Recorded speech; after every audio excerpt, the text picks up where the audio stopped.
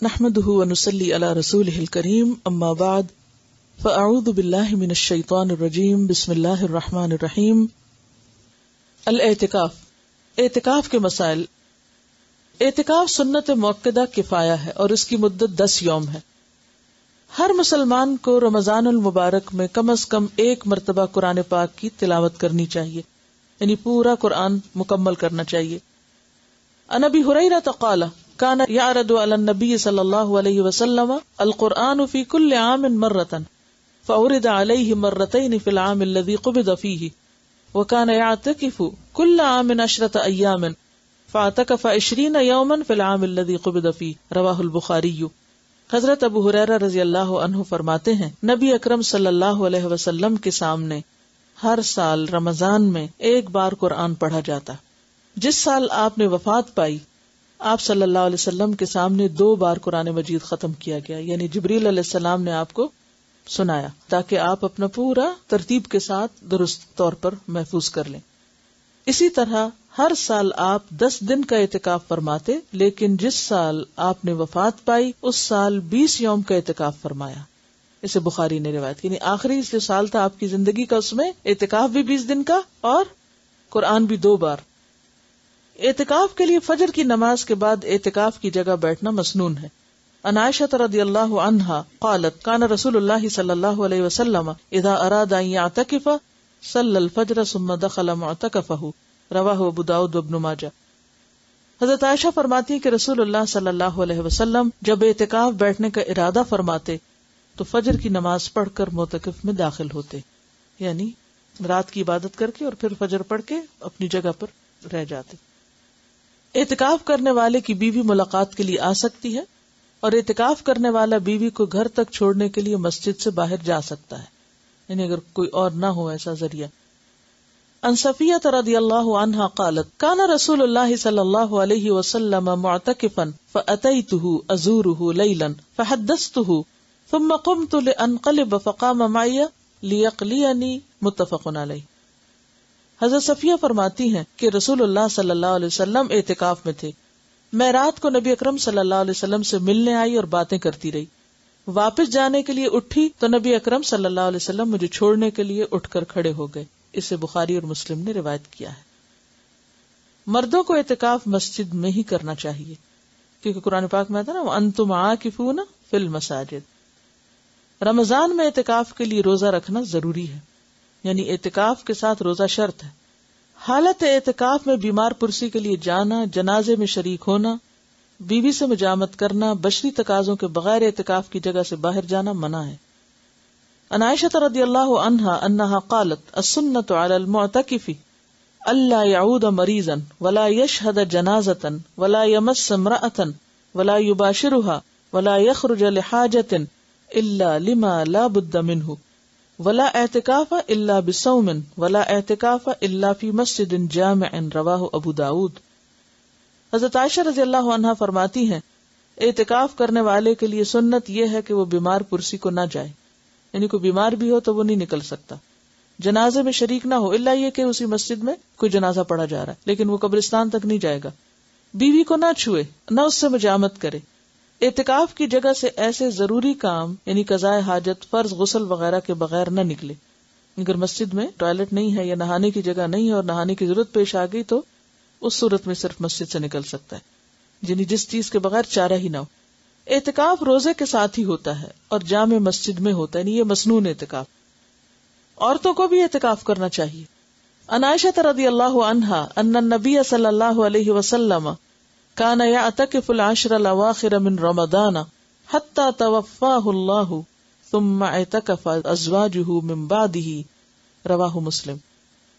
حضرت عائشہ رضی اللہ تعالی عنہا سے روایت ہے کہ نبی اکرم صلی اللہ علیہ وسلم رمضان المبارک کا آخری عشرہ 21 سے 30 رمضان تک اعتکاف فرمایا کرتے تھے، یہاں تک کہ آپ نے وفات پائی. آپ کے بعد آپ کی ازواج مطہرات نے اعتکاف کیا. اس سے مسلم نے روایت کیا ہے. اگر کسی کو اعتکاف کے لیے 10 دن میسر نہ آ سکے تو جتنے دن میسر ہوں اتنے دنوں کا ہی اعتکاف کر لینا چاہیے، حتیٰ کہ ایک رات کا اعتکاف بھی درست ہے، چند گھنٹوں کا بھی کر سکتے ہیں.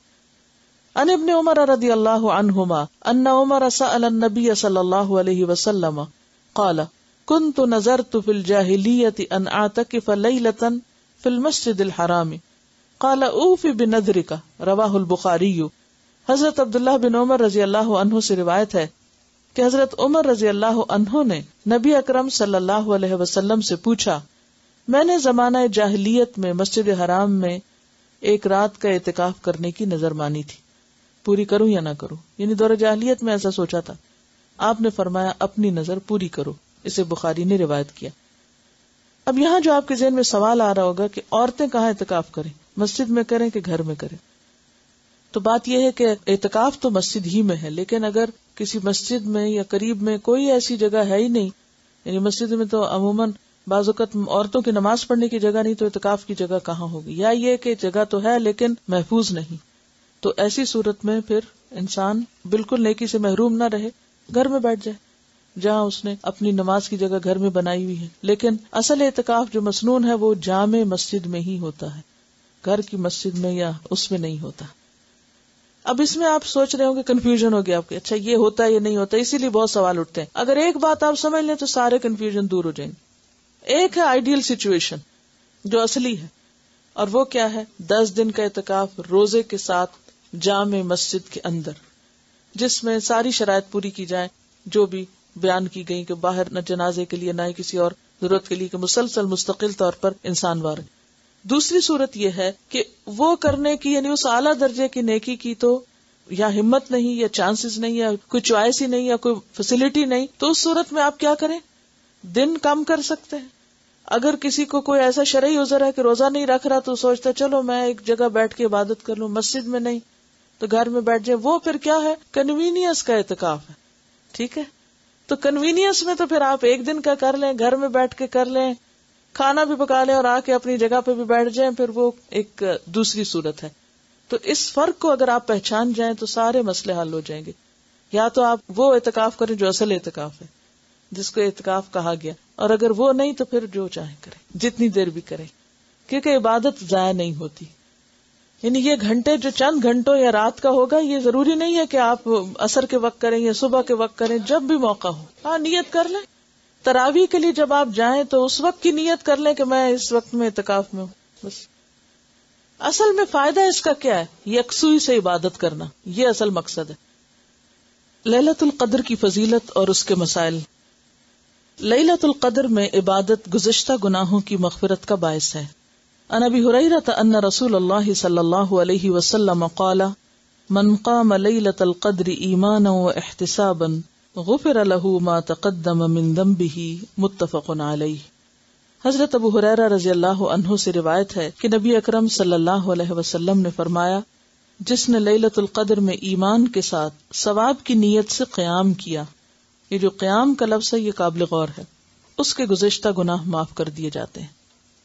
تو آخری راتوں کی بہترین عبادت طویل نمازیں ہیں، لمبا قیام ہے. اسے بخاری اور مسلم نے روایت کیا ہے. یہ الگ بات ہے کہ جن لوگوں کو نماز نہ پڑھنا ہو پھر وہ بیٹھ کے کچھ ذکر اذکار کرتے رہیں، لیکن ساری نیکیوں میں سے بہترین نیکی جو اس رات میں کی جا سکتی ہے وہ طویل قیام. لیلۃ القدر کی سعادت سے محروم رہنے والا بہت ہی بد نصیب ہے. عن انس بن مالک رضی اللہ عنہ قال دخل رمضان فقال رسول اللہ صلی اللہ علیہ وسلم ان هذا الشهر قد حضركم وفيه ليلة خير من 1000 شهر من حرمها فقد حرم الخير كله ولا يحرم خيرها الا محروم. رواہ ابن ماجہ. حضرت انس بن مالک رضی اللہ عنہ سے روایت ہے کہ رمضان آیا تو رسول اللہ صلی اللہ علیہ وسلم نے فرمایا، یہ جو مہینہ تم پر آیا ہے اس میں ایک رات ایسی ہے جو 1000 مہینوں سے بہتر ہے. جو شخص اس کی سعادت حاصل کرنے سے محروم رہا وہ ہر بھلائی سے محروم رہا. یعنی جس نے یہ چانس مس کر دیا کہ ایک رات کی عبادت 1000 مہینوں کی عبادت سے بہتر، تو پھر اس نے کتنا بڑا موقع ضائع کیا، کتنا بڑا نقصان کیا. نیز فرمایا لیلۃ القدر کی سعادت سے صرف بد نصیب ہی محروم کیا جاتا ہے. یعنی جو قسمت والے ہیں وہ اس کو پا لیتے ہیں اور باقی محروم رہ جاتے ہیں. اور پاتا کون ہے؟ جو کوشش کرتا ہے. جو محنت کرتا ہے، جو طلب رکھتا ہے۔ لیلۃ القدر رمضان کے آخری عشرے کی طاق راتوں میں تلاش کرنی چاہیے۔ عن عائشہ رضی اللہ عنہا ان رسول اللہ صلی اللہ علیہ وسلم قال تحروا لیلۃ القدر فی الوتر من العشر الاواخر من رمضان، رواہ البخاری۔ حضرت عائشہ رضی اللہ عنہا سے روایت ہے کہ رسول اللہ صلی اللہ علیہ وسلم نے فرمایا، رمضان کے آخری عشرے کی طاق راتوں میں لیلۃ القدر کی تلاش کرو۔ اسے بخاری نے روایت کیا ہے۔ تو اس سے کیا پتہ چلتا ہے کہ خاص طور پر طاق راتوں میں اہتمام کے ساتھ عبادت ہونی چاہیے، اور صرف 27ویں پر ہی اکتفا نہیں کرنا چاہیے۔ رمضان کے آخری عشرے میں بہت زیادہ عبادت کرنی چاہیے۔ رمضان کے آخری عشرے میں اپنے اہل و عیال کو عبادت کے لیے خصوصی ترغیب دلانا مسنون ہے، یعنی صرف خود نہیں، بچوں کو، گھر والوں کو، اوروں کو بھی اس کی طرف توجہ دلائیں، جیسے میں آپ کو توجہ دلا رہی ہوں۔ عن عائشہ رضی اللہ عنہا قالت کان النبی صلی اللہ علیہ وسلم یجتہد فی العشر الاواخر ما لا یجتہد فی غیرہ، رواہ ابن ماجہ۔ حضرت عائشہ رضی اللہ عنہا فرماتی ہیں کہ رمضان کے آخری عشرے میں نبی اکرم صلی اللہ علیہ وسلم باقی دنوں کی نسبت عبادت میں زیادہ کوشش فرماتے۔ اگر لفظی ترجمہ دیکھیں تو زیادہ فورسفل ہے۔ یجتہد، آپ کوشش کرتے، محنت کرتے، فی العشر الاواخر، آخری عشرے میں، ما لا، جو نہیں، یجتہد، وہ کوشش کرتے تھے، فی غیرہ، اس کے سوا کسی اور میں، یعنی پورے سال کی عبادت ایک طرف اور اس آخری عشرے کی عبادت ایک طرف، یعنی اتنی زیادہ آپ کی توجہ اس عشرے میں عبادت کی طرف ہوتی تھی۔ عن عائشہ رضی اللہ عنہا قالت کان رسول اللہ صلی اللہ علیہ وسلم اذا دخل العشر شد مئزرہ واحیا لیلہ وایقظ اہلہ، متفق علیہ۔ حضرت عائشہ رضی اللہ عنہا فرماتی ہیں جب رمضان کے آخری 10 دن شروع ہوتے تو رسول اللہ صلی اللہ علیہ وسلم عبادت کے لیے کمر بستہ ہو جاتے، کمر باندھ لیتے، جیسے ہم کہتے ہیں نا کمر کس لو، راتوں کو جاگتے اور اپنے اہل و عیال کو بھی جگاتے، یعنی گھر والوں کو بھی ساتھ شریک کرتے۔ اسے بخاری اور مسلم نے روایت کیا ہے۔ آخری عشرے کی تمام راتوں میں جاگنے کی فرصت نہ پانے والوں کے لیے لیلۃ القدر کا بھرپور ثواب حاصل کرنے کے لیے 2 اہم احادیث، یعنی اگر کسی میں اتنی ہمت نہ ہو یا ایسی مصروفیت اور مجبوری ہو کہ پورا آخری عشرہ اعتکاف نہیں کر سکتے یا خاص عبادت نہیں کر سکتے، تو پھر وہ کیا کریں۔ عن ابی ذر رضی اللہ عنہ قال قال رسول اللہ صلی اللہ علیہ وسلم انه من قام مع الامام حتى ينصرف كتب له قیام لیلۃ، رواہ الترمذی۔ حضرت ابو ذر رضی اللہ عنہ کہتے ہیں رسول اللہ صلی اللہ علیہ وسلم نے فرمایا، جس نے رمضان میں امام کے واپس ہونے تک امام کے ساتھ قیام کیا، یعنی با جماعت تراویح ادا کی، اس کے لیے ساری رات قیام کا ثواب لکھا جائے گا۔ اسے ترمذی نے روایت کیا ہے۔ عن عثمان بن عفان رضی اللہ عنہ قال سمعت رسول اللہ صلی اللہ علیہ وسلم یقول من صلی العشاء فی جماعت فکأنما قام نصف اللیل ومن صلی الصبح فی جماعت فکأنما صلی اللیل کلہ، رواہ مسلم۔ حضرت عثمان بن عفان رضی اللہ عنہ کہتے ہیں میں نے رسول اللہ صلی اللہ علیہ وسلم کو فرماتے ہوئے سنا، جس نے عشاء کی نماز با جماعت ادا کی اس نے گویا نصف رات قیام کیا، اور جس نے نماز عشاء با جماعت ادا کرنے کے بعد صبح کی نماز با جماعت ادا کی اس نے گویا ساری رات قیام کیا۔ اسے مسلم نے روایت کیا ہے۔ رمضان المبارک میں رسول اللہ صلی اللہ علیہ وسلم کثرت سے تلاوت قرآن اور انفاق فی سبیل اللہ فرمایا کرتے تھے، یعنی نماز کے بعد 2 مزید نیکی کے کام کیا ہیں؟ قرآن کا کثرت سے پڑھنا، اور تلاوت کا معنی آپ سمجھتے ہیں اچھی طرح، اور انفاق فی سبیل اللہ کرنا، یعنی تلاوت سے مراد صرف ختم پہ ختم کرتے جانا نہیں بلکہ سمجھ سمجھ کے پڑھنا بھی۔ عن ابن عباس رضی اللہ عنہما قال کان النبی صلی اللہ علیہ وسلم اجود الناس بالخیر وکان اجود ما یکون فی رمضان حین یلقاہ جبریل وکان جبریل علیہ السلام یلقاہ کل لیلۃ فی رمضان حتی ینسلخ یعرض علیہ النبی صلی اللہ علیہ وسلم القرآن فإذا لقيه جبریل علیہ السلام كان اجود بالخیر من الریح المرسلة، متفق علیہ۔ حضرت عبداللہ بن عباس رضی اللہ عنہما فرماتے ہیں رسول اللہ صلی اللہ علیہ وسلم لوگوں کے ساتھ بھلائی کرنے میں بہت سخی تھے، لیکن رمضان میں جب حضرت جبریل علیہ السلام آپ سے ملتے تو آپ اور بھی زیادہ سخی ہو جاتے، یعنی عام دنوں کی نسبت زیادہ سخاوت ہوتی تھی آپ کی۔ رمضان میں حضرت جبریل ہر رات آپ سے ملا کرتے، اور نبی اکرم صلی اللہ علیہ وسلم رمضان گزرنے تک انہیں قرآن مجید سناتے۔ اس سے کیا پتہ چلتا ہے؟ سیکھنے سکھانے کا عمل بند نہیں کر دینا چاہیے۔ ایک پورے سپارے کا ترجمہ بیٹھ کے آپ دہرا لیں، کسی کو سنا دیں، کچھ کر لیں، اس سے کیا ہوگا؟ سبق بھی پکا ہو جائے گا اور یہ سنت بھی پوری ہو جائے گی کہ آپ صلی اللہ علیہ وسلم ہر رات جبریل سے ملاقات کرتے اور رمضان گزرنے تک انہیں قرآن مجید سناتے تھے، کیونکہ پڑھنا پڑھانا جو ہے افضل ترین عبادت ہے، یہ کبھی نہ بھولے آپ کو۔ جب جبریل علیہ السلام آپ سے ملتے تو آپ کی سخاوت تیز ہواؤں سے بھی زیادہ بڑھ جاتی۔ تیز آندھی جب چلتی ہے تو ہر چیز اس کی زد میں آ جاتی ہے، تو اسی طرح آپ کی سخاوت ایسی ہوتی کہ جس سے سارے فائدہ اٹھاتے۔ اسے بخاری اور مسلم نے روایت کیا ہے۔ لیلۃ القدر میں یہ دعا پڑھنا مسنون ہے، یعنی خاص طور پر ہر رات نمازوں کے درمیانی وقفے میں اٹھتے بیٹھتے کثرت سے یہ دعا پڑھیں۔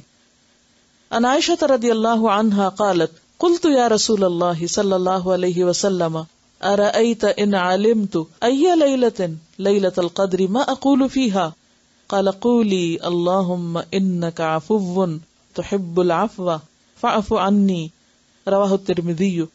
حضرت عائشہ رضی اللہ عنہا سے روایت ہے، میں نے پوچھا یا رسول اللہ صلی اللہ علیہ وسلم، اگر میں شب قدر پالوں تو کون سی دعا پڑھوں؟ نبی اکرم صلی اللہ علیہ وسلم نے فرمایا، کہو یا اللہ تو معاف فرمانے والا ہے، معاف کرنا پسند کرتا ہے، لہذا مجھے معاف فرما۔ اسے ترمذی نے روایت کیا ہے۔ اور اس میں آپ دیکھیے کہ جیسے افضل ترین عبادت اگرچہ لمبی نماز ہے یا پھر یہ کہ باجماعت تراویح ہے، لیکن بعض اوقات ایسا ہوتا ہے انسان تھک بھی جاتا ہے، یعنی کہ کھڑے ہو کے آپ نے طویل نماز پڑھی، پھر آپ بیٹھ گیا، بیٹھ کے کیا پڑھیں؟ پھر آپ قرآن پڑھنا شروع کر دیں، پھر آپ کھڑے ہو کے نماز پڑھیں، اور جو ناظرہ قرآن ہے وہ نمازوں میں پڑھ لیں، اور بیٹھنے کے وقفے میں ترجمے کے ساتھ دہرا لیں، حق تلاوت ہی کریں، اور اس کے علاوہ پھر دعائیں مانگیں، ہر قسم کی دعائیں، لیکن خاص طور پر یہ دعا، اللہم انک عفو تحب العفو فاعف عنی۔ وآخر دعوانا الحمدللہ رب العالمین، سبحانک اللہم وبحمدک، نشہد ان لا الہ الا انت، نستغفرک ونتوب الیک۔ السلام علیکم ورحمۃ اللہ وبرکاتہ۔